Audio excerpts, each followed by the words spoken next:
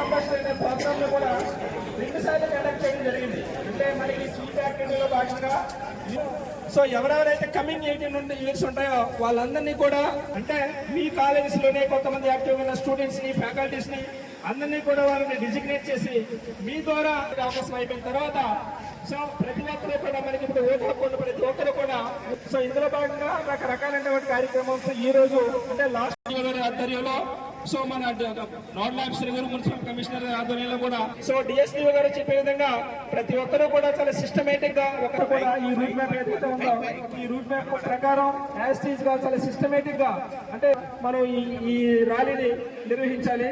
So కాబట్టి polling day రోజున మే 13న so morning 6 నుంచి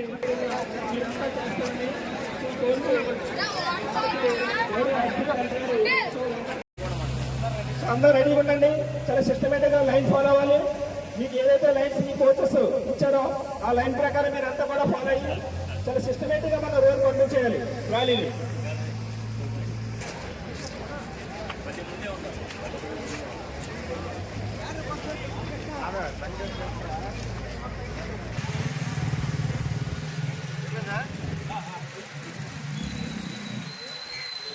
अरे फोन दे काम आपको मन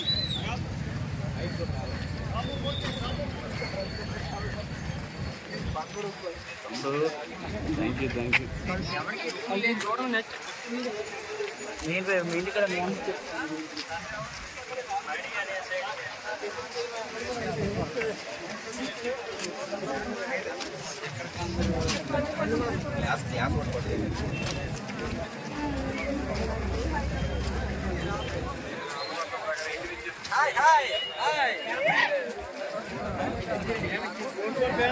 Dano, sit up.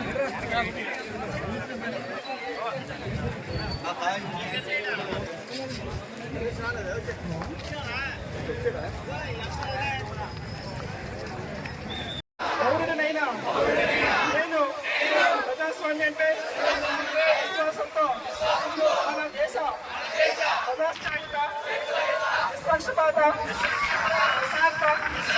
ఎన్నికల ప్రభావాన్ని నిలబెడతానని మతం జాతి ప్రాంతం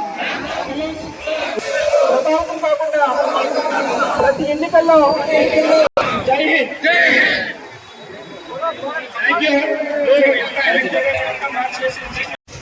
ఓటు వేయడం మన హక్కు, మన ఓటు మన హక్కు, నీ ఓటు నీ ఆయుధం, మన ఓటు మన హక్కు, మన ఓటు మన హక్కు, నీ ఓటు నీ ఆయుధం.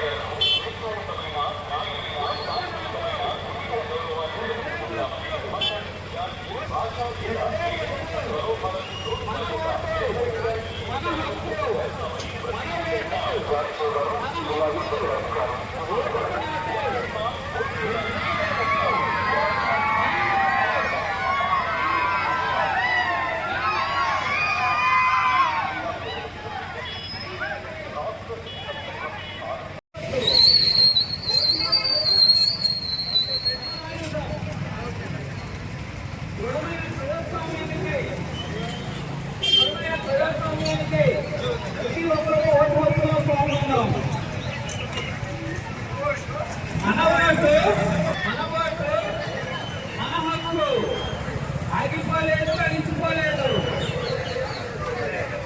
ఓటు వేయడానికి వెళ్తున్నాను, ఆగిపోలేదు, అలిసిపోలేదు. ఓటు వేయడానికి వెళ్తున్నాను.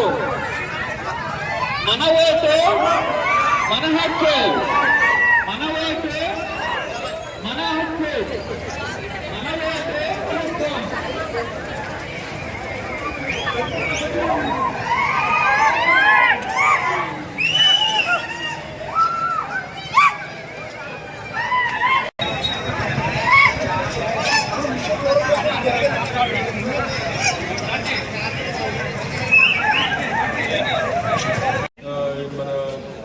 థర్టీన్త్న పోలింగ్ డేట్ అనుకుని ఇంకా మనం ఆ రోజు మనకి ఓటింగ్ జరిగే టైమింగ్ పొద్దున్న 7 గంటల నుంచి సాయంత్రం 6 గంటల వరకు టైం ఇచ్చాము. అదే లాస్ట్ టైం అయితే 7 నుంచి 5 o'clock వరకు జరిగేది. అది కూడా కాకుండా ఒక గంట ఎక్స్ట్రా యాడ్ అయ్యింది. సో మనకు 7 o'clock నుంచి 6 o'clock వరకు ఓటింగ్ ఉంది ఆ రోజు. సో మన గోల్ ఏంటంటే ఎటువంటి ఇబ్బంది లేకుండా మీ అందరి పోలింగ్ స్టేషన్లోనూ 100% ఓటింగ్ టర్న్అవుట్ ఎక్స్పెక్ట్ చేయడానికి మేము ఎదురు చూస్తూ ఉన్నాము. అలాగే మేము ఇలాగే నామినేషన్ కూడా అయిపోయింది. పార్లమెంటరీ కాన్స్టిట్యున్సీకి, అసెంబ్లీ కాన్స్టిట్యున్సీకి, 7 అసెంబ్లీ కాన్స్టిట్యున్సీకి.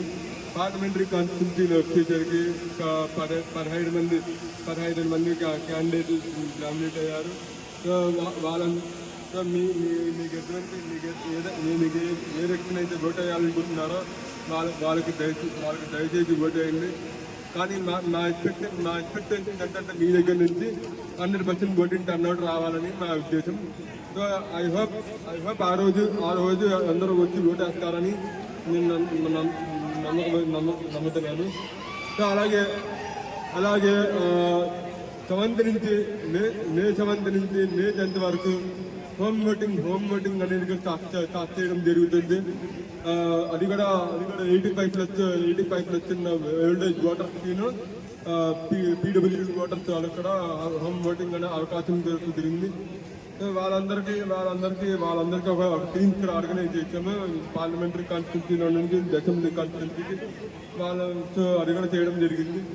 సో అది కూడా కాకుండా మనకి ఫస్ట్ టైం ఓటర్స్ కూడా మనం స్పెషల్గా ఏదో ఇవ్వడం జరుగుతుంది.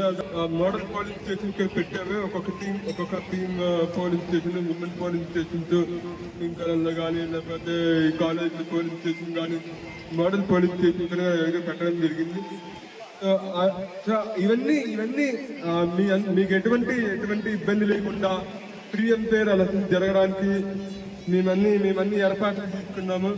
అలాగే మీకు ఎటువంటి దివ్యాంగులకు పోలింగ్ స్టేషన్లో రావాలి, ఓటు వేయాలన్న ర్యాంప్ కూడా వేసాము.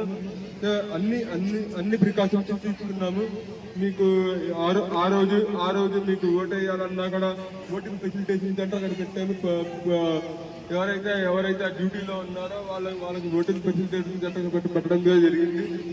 సో అన్ని ఏర్పాట్లు తీసుకున్నాము. సో మీకు ఒకటే చేయాల్సిన పని ఏంటంటే పోలింగ్ స్టేషన్కి వచ్చి పలానా టైంలో 7 గంటల నుంచి 6 గంటల సాయంత్రం వరకు వచ్చి మీరు సరైన వ్యక్తికి ఓటు వేసి మీరు ఓటు అయితే గర్వపడతారని కూడా నేను మనస్ఫూర్తిగా కోరుకుంటున్నాను.